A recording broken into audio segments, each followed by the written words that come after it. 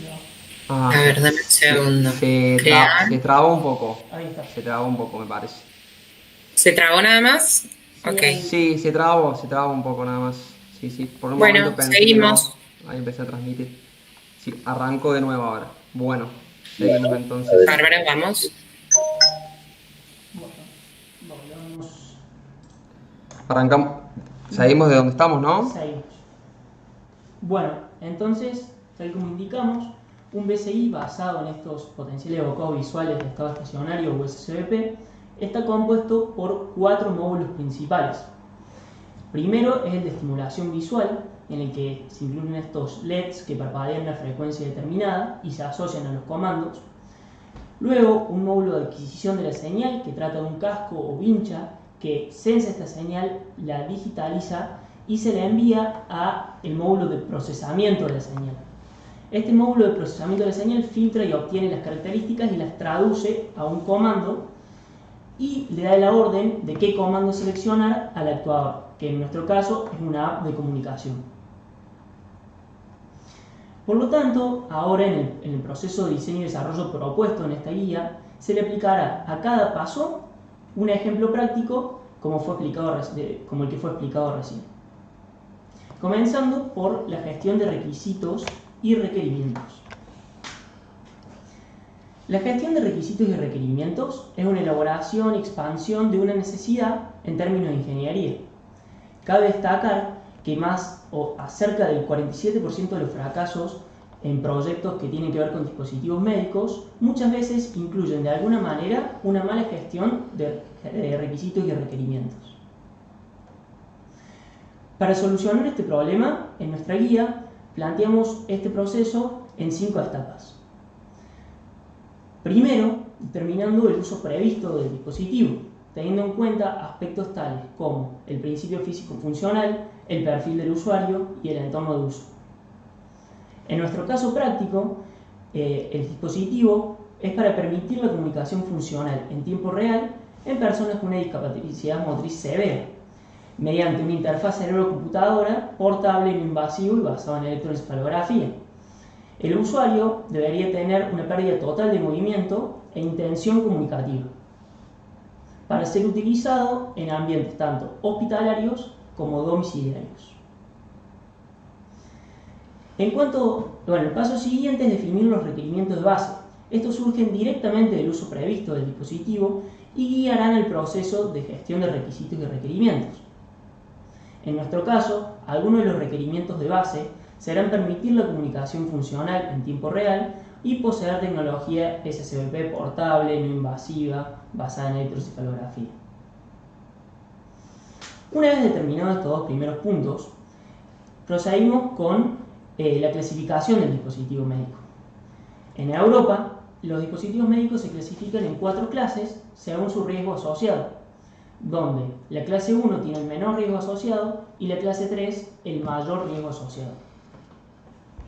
¿Por qué lo clasificamos? Bueno, la clasificación va a determinar la complejidad de la evaluación de conformidad, es decir, el proceso por el cual tenemos que demostrar que se cumplen los requisitos obligatorios por normativa del mercado. En nuestra guía, para clasificar este dispositivo interpretando la MDR, proponemos la siguiente estructura. Primero, definir el dispositivo en cuanto a su duración de uso, la dependencia de una fuente de energía y la interacción con el cuerpo humano. En nuestro caso práctico, es de uso prolongado, es activo, ya que depende de una fuente de energía distinta a la generada por el cuerpo humano o por la gravedad, y es no invasivo, ya que no penetra al interior del cuerpo. Una vez caracterizado el dispositivo, se procede a las reglas de clasificación, también en el reglamento EUMDR. En nuestro caso, la regla de clasificación para los dispositivos médicos activos. En nuestra guía desarrollamos un diagrama de flujo que facilita este proceso. Siguiendo este diagrama, pudimos ver que nuestro dispositivo es de clase 1, es decir, que tiene un bajo riesgo asociado. Luego procedemos con los requisitos esenciales. Como ya lo nombramos muchas veces en la presentación, estos requisitos son definidos por el mercado y son de carácter obligatorio. En nuestro caso, están en el reglamento, en el anexo 1 del reglamento EU-MDR. Lo que proponemos en nuestra guía es una plantilla de documentación de estos requisitos para poder darle un seguimiento durante todo el proceso. Luego, la última etapa, y de las más importantes, es la gestión de los requerimientos específicos. Nosotros le llamamos a requerimientos específicos a las características que el fabricante desea para su dispositivo médico. Es aquí donde algunos dispositivos se diferencian. Para esto planteamos tres etapas. Primero, clasificar los requerimientos en categorías, o sea, dividirlos en mantenimiento, disposición final, instalación, distribución y almacenamiento. Luego, planteamos y recomendamos diferentes técnicas de recopilación de estos requerimientos específicos, como pueden ser preguntas disparadoras, en el cual se presentaron distintas preguntas de acuerdo a las categorías planteadas, cuyas respuestas podrían traducirse a requerimientos específicos asociados. Otra manera que se propuso es la creación de personas específicamente para los requerimientos de usabilidad. El último paso, y me parece que es el más importante de este proceso de gestión de requerimientos específicos, es la redacción y documentación de los requerimientos. En esto nos basamos en la norma ISO 13485-2016, que indica que los requerimientos deben ser completos, inequívocos, verificables, trazables y no deben estar en conflicto entre sí. Además, también se presentó una plantilla para la documentación de los requerimientos específicos y se lo ejemplificó con el caso práctico.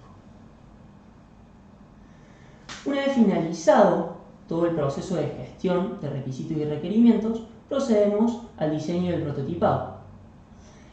Es aquí donde los requerimientos y requisitos se transforman en un prototipo. Este prototipo puede ser más cercano o no al diseño final dependiendo del estado de desarrollo en el que se encuentre. Principalmente en el ejemplo práctico nos basamos en el módulo de adquisición de señal y en el módulo de estimulación visual para ejemplificar nuestra guía. Y para el módulo de estimulación visual le realizamos el proceso de gestión de riesgos.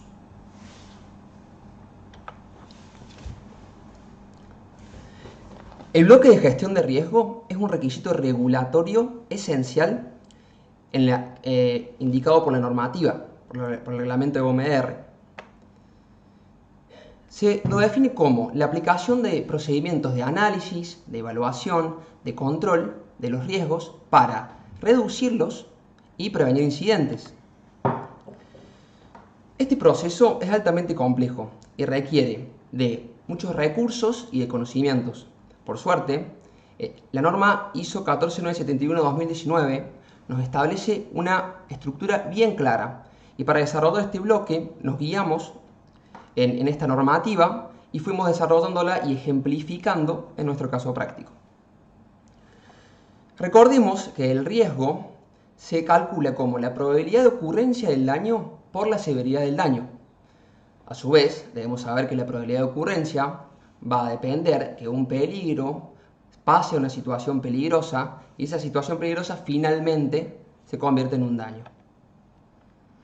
Por una cuestión de tiempo, solamente nos vamos a concentrar en el bloque de análisis, evaluación y control de riesgo. Y vamos a ir ejemplificando. En la etapa de análisis, acá se identifican los posibles peligros que se puedan ocurrir. En nuestra guía planteamos 4 técnicas.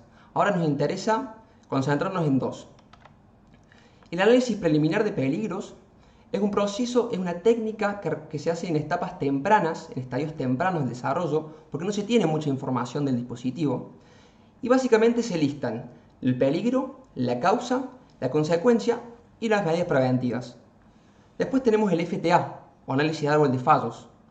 Acá, esta técnica es un poco más específica, ¿sí? Y se analiza cada peligro. Y el objetivo es revelar las combinaciones que me llevan a ese peligro. Vamos a ejemplificarlo. Aplicando estas técnicas, el análisis preliminar de peligro, se obtuvieron, por ejemplo, la crisis epiléptica, recordemos que es el módulo de estimulación, el peligro obtenido fueron crisis epiléptica del usuario y daño en fotorreceptor de la retina. También vértigo y descarga eléctrica. Pero vamos con el peligro específicamente de crisis epiléptica del usuario. A este peligro le aplicamos la técnica de árbol de fallos y tenemos que va a ocurrir una crisis epiléptica si ocurren dos cosas en simultáneo. Si la estimulación es epileptogénica y si el usuario padece epilepsia fotosensible. En la evaluación de riesgos, y es el siguiente paso, y básicamente se comparan los riesgos frente a criterios de aceptabilidad. ¿Cuál es el problema? Que no existe una metodología para establecer criterios de aceptabilidad. Cada fabricante debe establecerlos y diferenciar bien qué es un riesgo aceptable de un riesgo aceptado. Y acá la diferencia es muy poca, pero el riesgo aceptable son aquellos riesgos que el fabricante conoce y que ya ha sometido a un proceso de gestión de riesgo. Y el riesgo aceptado es un riesgo que el fabricante conoce, pero que no lo ha sometido a un proceso de gestión de riesgos. Los criterios de aceptabilidad que tomamos para este caso práctico se pueden observar acá. Acá, por ejemplo, observamos la probabilidad de ocurrencia y los criterios que tomamos nosotros, en donde en un nivel 1 tenemos que algo es improbable y un nivel 5 que algo frecuente. Esta probabilidad mayor, menor, será también determinada por el fabricante y dependerá de cada dispositivo. Los criterios de aceptabilidad para la severidad del daño fueron los siguientes. Y acá hay que hacer una aclaración muy importante. Es que la severidad del daño está íntimamente relacionada con el ambiente de uso del dispositivo.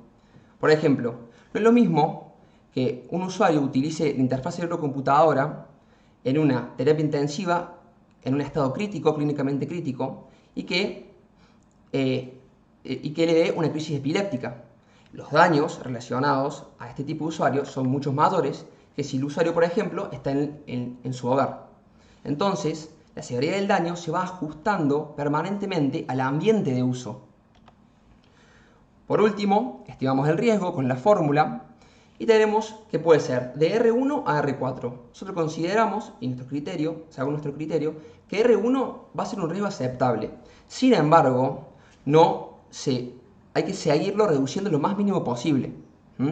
Y de R2 a R4 son riesgos que vamos a necesitar mitigarlos de alguna manera.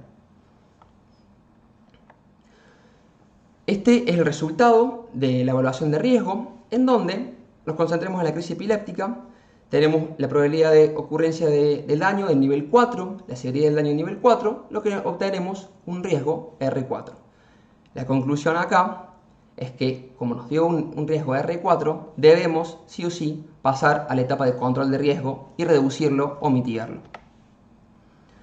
Para esto está la etapa de control de riesgo, en donde se implementan las medidas para reducir y mitigar los riesgos. Se puede hacer de dos formas. Es una simple fórmula. Si reducimos la probabilidad de ocurrencia, o reduciendo la probabilidad de ocurrencia, o reduciendo la severidad del daño. Este proceso a su vez tiene subetapas, empezando por el análisis de la opción de control de riesgo. Acá la normativa nos indica que primero se deben mitigar los riesgos por diseño. Si esto no se puede hacer, se deben agregar sistemas de protección. Y si tampoco se puede implementar esto, recién hay que acudir a la información para la seguridad, agregando información en el manual de uso o capacitando. Ahora vamos a la crisis epiléptica. Recordemos que era la suma de la estimulación epileptogénica más el usuario con epilepsia fotosensible. Tenemos parámetros como por ejemplo frecuencias entre 1 y 65 Hz, específicamente entre 15 y 25, que aumentan la probabilidad de que la estimulación sea epileptogénica. Entonces, en esta etapa decidimos mitigar los riesgos, algunos por diseño y algunos por información. Una vez implementado esto, tenemos que ahora la estimulación epileptogénica mantuvimos la misma frecuencia. ¿Por qué? Porque la frecuencia es necesaria para establecer el estímulo, el SSEBP. Pero vamos a evitar las frecuencias entre 15 y 25 Hz, porque son las más epileptogénicas. Por otro lado, el color rojo se cambia por un color violeta, porque, según investigaciones, el violeta tiene menor probabilidad de generar una estimulación epileptogénica. respecto al usuario con epilepsia fotosensible, se agregan advertencias en el manual de uso y capacitaciones a usuarios secundarios, que son los que asisten al usuario principal. Volviendo a calcular la evaluación de riesgo, podemos decir que disminuimos la probabilidad de ocurrencia de crisis epiléptica desde un nivel 4 probable a un nivel 1 improbable y obtenemos un riesgo R1 que según nuestros criterios es aceptable. Así todo, la normativa nos dice que debemos hacer un análisis de riesgo-beneficio porque siempre existe un riesgo residual. Entonces, acá debemos justificar por qué el beneficio causado está por encima de los riesgos tomados. También tenemos riesgos que resultan de la medida de gestión de riesgos. Y acá nuestro ejemplo es muy claro porque como hicimos el cambio de color rojo al color violeta, disminuimos la probabilidad de la crisis epiléptica. Pero también, después de una investigación, nos dimos cuenta que el color violeta es el que más daño genera en la retina. Y si recordamos, un peligro era daño en fotorreceptores de la retina. Entonces, ¿qué pasó acá? Por un lado, disminuimos la probabilidad de crisis epiléptica, es decir, disminuimos un riesgo. Pero por el otro, aumentamos la probabilidad de daño en fotorreceptores, o sea, aumentamos otro riesgo. Acá se deberá tomar una decisión si cambiar del color, según el fabricante como lo especifique.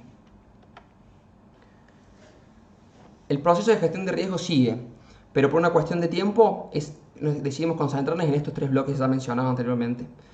Luego en la guía se propone esta plantilla de documentación, porque como todo proceso de gestión de riesgo, como todo proceso de diseño y desarrollo, se debe documentar. El último paso del proceso de diseño y desarrollo es la verificación del diseño y la validación del producto. Como dijimos en un principio, la verificación busca comprobar que los requisitos y los requerimientos se cumplan en el diseño y la validación que el dispositivo cumpla con la finalidad para el que fue fabricado, el uso previsto. En nuestra guía proponemos que la verificación tenga 3 elementos: los requisitos y los requerimientos asociados, como puede ser que la impedancia electrodo-piel se mantenga estable durante el tiempo de uso, un modelo de verificación que puede ser el prototipo en desarrollo y un método de verificación. Bueno, acá hay que explicar algo. Si el método no es racional, es decir, como un color o un detalle estético, o sea, no es fácil y rápido de verificar, debe buscarse un método estandarizado que verifique el requisito o el requerimiento. En el caso particular de la Unión Europea, deben buscarse métodos estandarizados que estén armonizados con la regulación europea, sino métodos internacionales o métodos nacionales como puede ser IRAM. Si no existe ningún método estandarizado, deben buscarse trabajos científicos, ¿sí? O sea, métodos basados en trabajo de investigación con sustento científico, conocido como papers. Si tampoco existe ningún método, bueno, ahí sí debe diseñarse un propio método de verificación. En nuestra guía proponemos una metodología para el desarrollo de estos ensayos y se ejemplificó con el ensayo de estabilidad electrodo-piel, ¿sí?, durante el tiempo de uso. También proponemos una plantilla de la documentación de estos requerimientos, incluyendo el método de cumplimiento y adjuntando el ensayo. Por otro lado, la validación también la planteamos como una estructura con 3 elementos. El uso previsto, como puede ser la comunicación en un entorno hospitalario, un modelo que, bueno, como recordamos, la validación es la última etapa del proceso de diseño y desarrollo, por lo cual el prototipo tiene que ser el final. En nuestro caso práctico, ese prototipo final todavía no existe. Y un método de verificación. Acá podemos diferenciar 2 grandes ramas. Primero se realiza la evaluación preclínica, donde tenemos que garantizar la seguridad del dispositivo, en el cual se desarrollan cálculos de diseño, ensayos de biocompatibilidad y pruebas con animales. Una vez superado esto, se prosigue con la evaluación clínica, donde buscamos garantizar la eficacia del dispositivo, y acá es donde entran en juego las pruebas con personas. Entonces, esta evaluación clínica es el proceso para generar, recoger y analizar y evaluar los datos clínicos. Estos datos clínicos pueden surgir de investigaciones clínicas, publicaciones científicas, seguimiento post-comercialización de productos cuya equivalencia con nuestro producto pueda demostrarse, y también puede surgir de investigaciones clínicas del producto en cuestión, o sea, de nuestro producto. Para ello, en nuestra guía se propuso un protocolo de validación que explica toda la metodología de este proceso.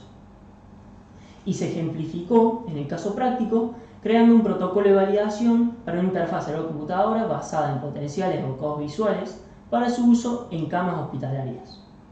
Podemos decir que si nuestro prototipo supera este protocolo de validación, da por finalizado el proceso de diseño y desarrollo, y por lo tanto nuestra guía de buenas prácticas ya no forma parte del proceso, ya sigue con manufactura.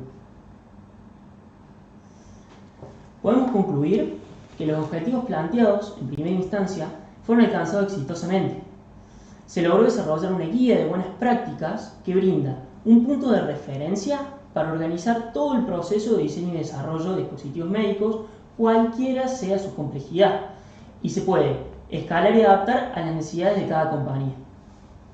También se creó un orden claro para las diferentes etapas, utilizando diagramas de flujos de decisiones, como en la clasificación del dispositivo, recomendando diferentes metodologías, como lo fueron en el proceso de gestión de riesgos, ¿sí? Y proponiendo diversas plantillas para la documentación de cada una de las etapas.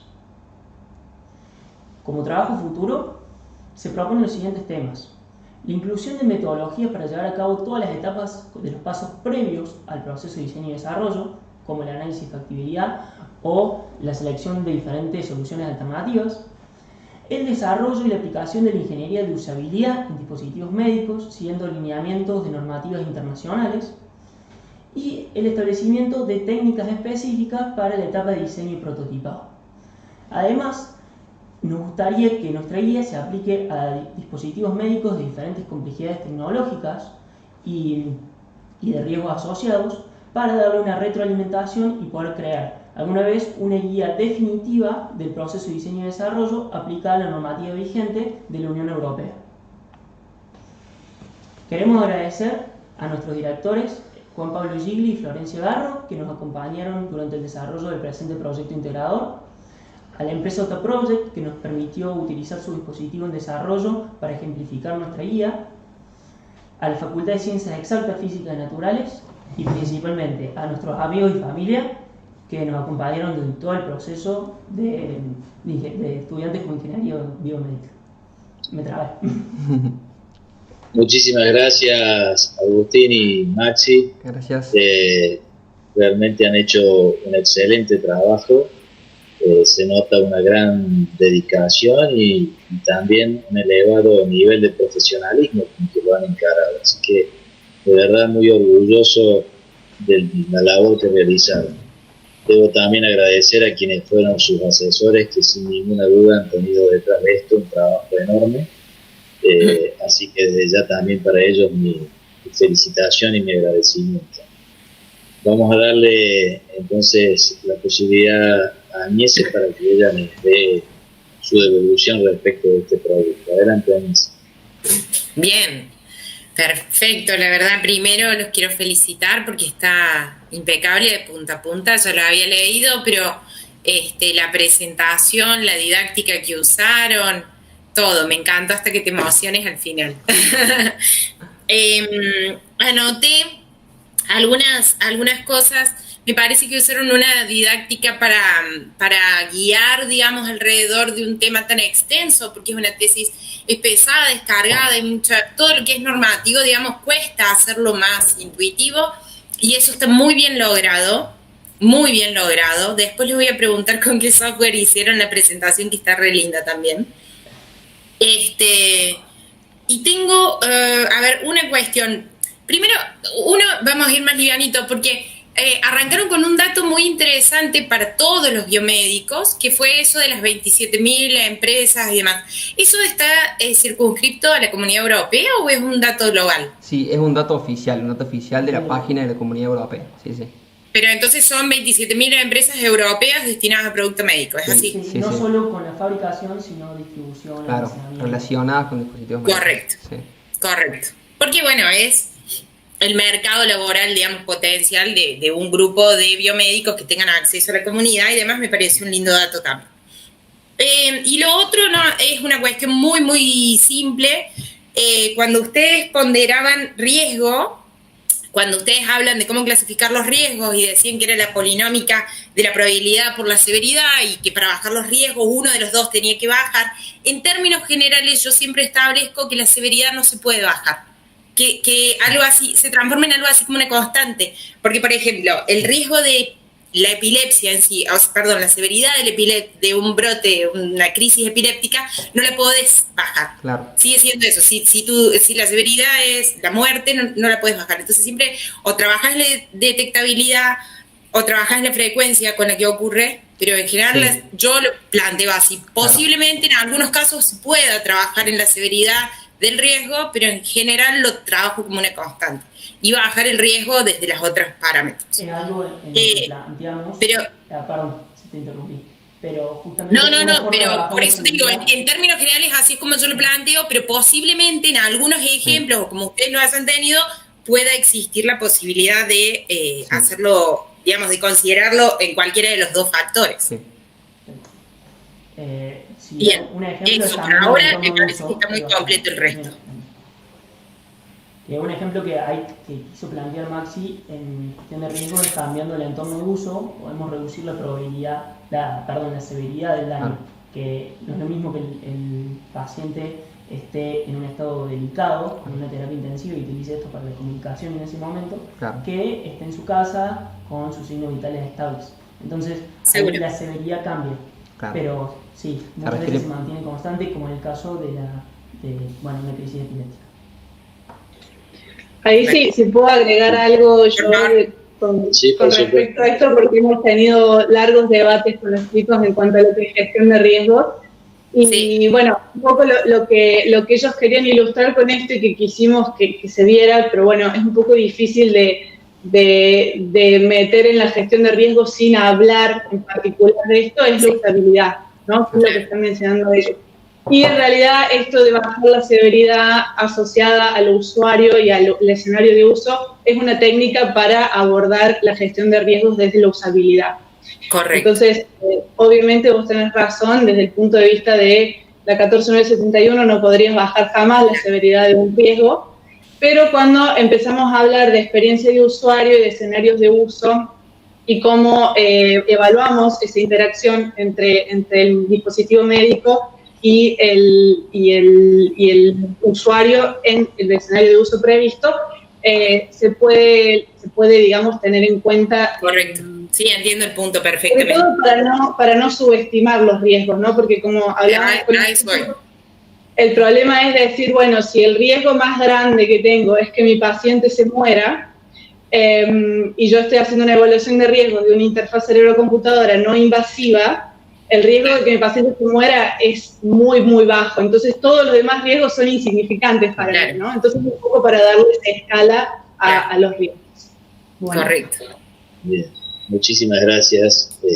Vamos a otorgarle la palabra entonces al ingeniero Gabriel Gómez. Adelante, Gabriel. Bueno, antes que nada, mis felicitaciones también. Excelente la profesionalidad del trabajo. Con este trabajo me pasó algo particular. Apenas lo leí, se lo mandé al ingeniero Mate, porque justamente nosotros como directores de trabajos siempre tenemos estas discusiones con los alumnos respecto a cuando plantean diseños de equipamiento. Así que nosotros la intención es tomarlo como guía para el futuro desarrollo de los proyectos que nosotros dirijamos. Nos pareció fantástico el enfoque.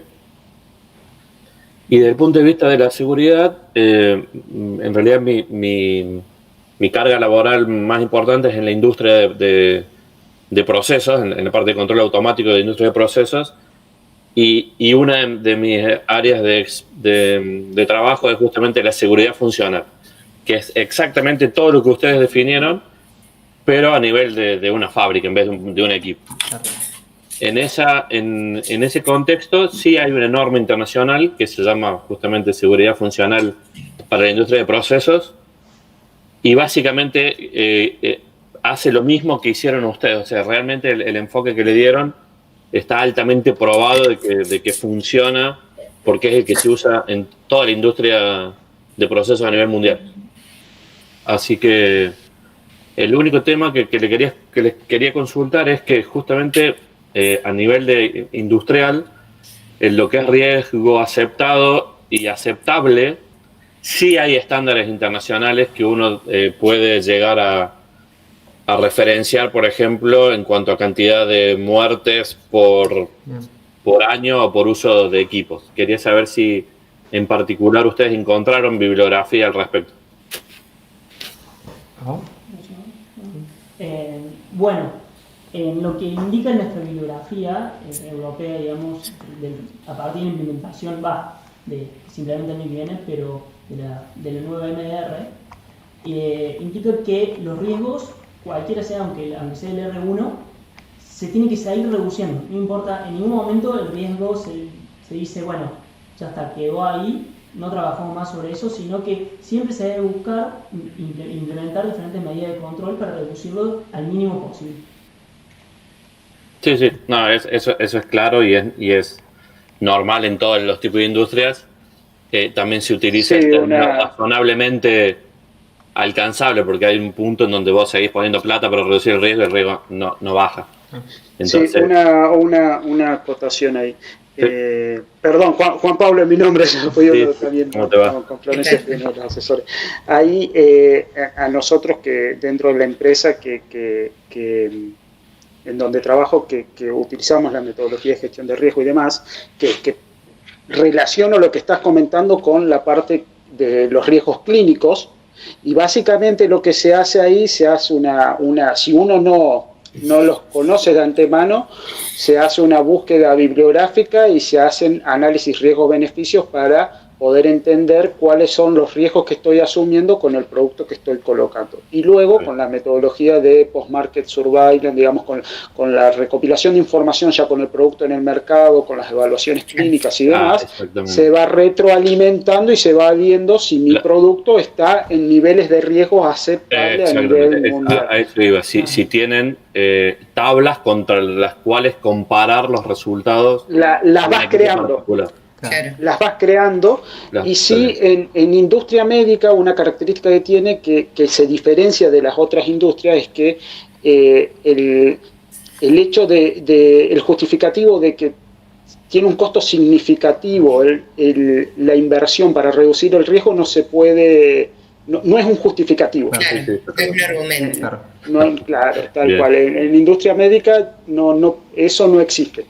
Claro. Ok. Sí, no se puede reducir porque no te da más la parte económica, digamos. Bien. Sí, es la gran diferencia que tiene justamente la parte médica, tiene esta norma, la 14971, que es particular para la industria médica, y justamente el foco más importante está puesto en eso, que la reducción de riesgo siempre tenés que tratar de reducirlo aún más. Bien. Bueno, esos eran mis comentarios. Muchísimas gracias. No cambien las direcciones de correo electrónico, porque si tenemos algunas consultas, cuando implementemos su guía, los vamos a contactar. Bueno, muchas gracias. Gracias. No, gracias a ustedes. Muchísimas gracias, Gabriel. Y antes de darle la palabra al otro docente del tribunal, que es Eduardo Nieva, les recuerdo a los docentes que por favor a través de nuestro grupo de WhatsApp vayan haciendo saber su opinión sobre la calificación de este trabajo. Adelante, Eduardo, por favor. Gracias, Miguel.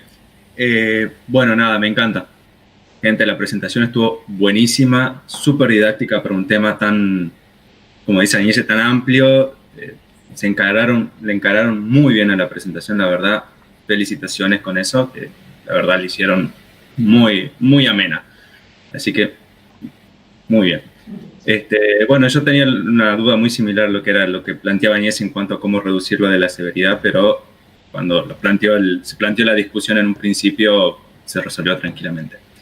Así que, bueno, nada, de nuevo, me encanta.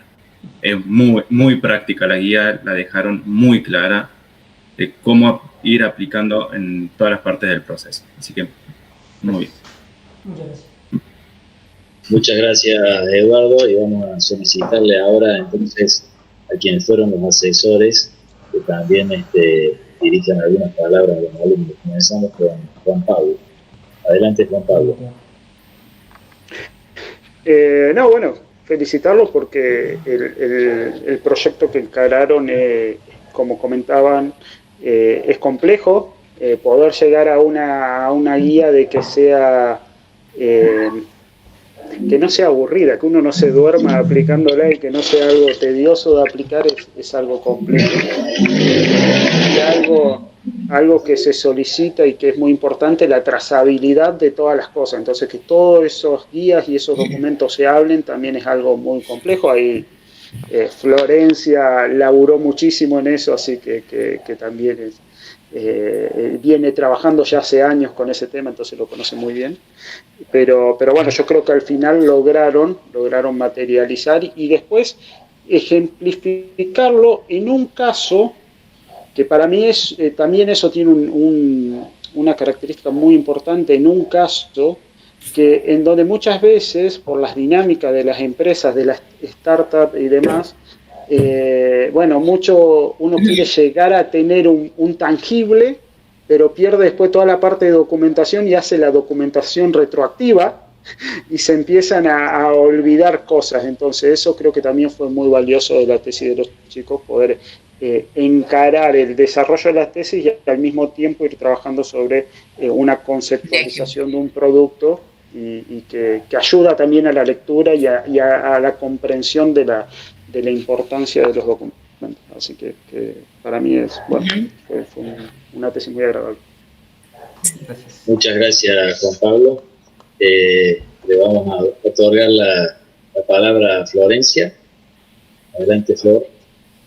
Bueno, gracias, Miguel. Para mí, la verdad que fue un placer trabajar con los chicos, no solo porque están tocando los dos temas que más me gustan, que son la gestión de proyectos de dispositivos médicos y las interfaces cerebro-computadoras, así que en ese sentido, digamos, para mí el proyecto era hermoso, sino también porque pudimos ver cómo los chicos, digamos, lograron agarrar la imagen de todo el proceso de diseño y desarrollo, ¿no? Que es súper difícil y que es algo que nosotros como ingenieros biomédicos en general dejamos para el último, ¿no? Somos muy técnicos, pero después cuando nos tenemos que poner en el proceso de gestión de proyectos o de documentación empezamos un poco a hacer agua por todos lados y me parece que ellos con todo el trabajo que hicieron, digamos, están logrando un poco resaltar la importancia de tener un conocimiento técnico sólido, pero también saber en qué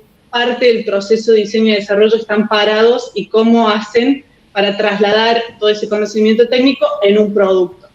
Así que para mí la verdad es que fue un trabajo súper, súper lindo y quedó, digamos, muy bien cerrado con esta presentación. Muy bien, muchísimas gracias, Flor.